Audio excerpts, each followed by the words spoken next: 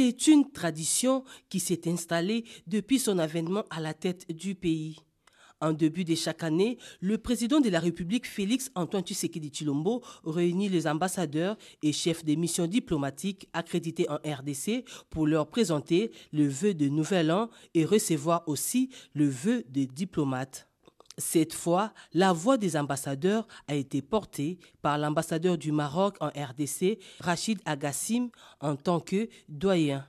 Ces derniers a rappelé que l'année 2024 a été marquée par 3 grands événements au plan diplomatique, à savoir l'élection de la RDC au Conseil des droits de l'homme pour les 2 ans en cours, le lancement officiel de la candidature de la RDC au Conseil de sécurité en tant que membre non permanent et le rôle notable joué par le chef de l'État en qualité de médiateur de la CEAC. Dans une allocution de 40 minutes, le président de la République, Félix Tshisekedi, a remercié les diplomates dont la plupart ont condamné en des termes clairs l'agression de la RDC par le Rwanda.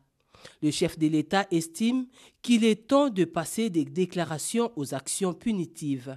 Nous avons pris note des condamnations émises par certains de nos partenaires à l'encontre du Rwanda pour son rôle dans la déstabilisation de l'Est de notre pays. Ces prises de position, bien qu'importantes, restent insuffisantes face à la gravité des actes commis et à leurs conséquences humanitaires désastreuses. Les preuves accablantes présentées dans le rapport des experts des Nations Unies ne laissent aucune place au doute. Des sanctions concrètes et immédiates doivent être adoptées pour mettre fin à cette agression et prévenir une escalade régionale. Mais ces engagements ne suffisent pas. Nous attendons de la communauté internationale bien plus qu'un discours de solidarité. Ce dont la République démocratique du Congo a besoin de la part de ceux qui se considèrent comme ses amis, ce sont des actions décisives, d'un soutien concret et d'un engagement ferme pour répondre aux défis sécuritaires, économiques et humanitaires auxquels nous faisons face. La République démocratique du Congo ne demande pas de l'aide. Elle exige une solidarité juste et équitable, fondée sur le respect de sa souveraineté, de son intégrité territoriale et de ses droits fondamentaux. Ce soutien n'est pas une faveur. C'est une responsabilité collective dans la préservation de la paix et de la sécurité internationale. La communauté internationale doit maintenant transformer ces déclarations en actions tangibles et dissuasives. Des sanctions ciblées contre le Rwanda, ses responsables militaires et politiques impliqués dans ces exactions, ainsi que leurs réseaux financiers sont impératives. Par ailleurs, le président de la République a été très clair à l'endroit de ceux qui espèrent encore à une rencontre avec le terroriste du M23. Mais permettez-moi d'être parfaitement clair.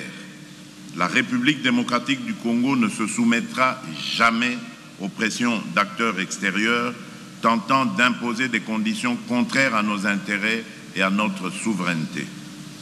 Nous ne cesserons de réaffirmer notre position. Le dialogue avec un groupe terroriste comme le M23 est une ligne rouge que nous ne franchirons jamais. Le chef de l'État a également clarifié la position officielle de la RDC sur la peine de mort. Elle est applicable aux terroristes et aux militaires qui trahissent le pays.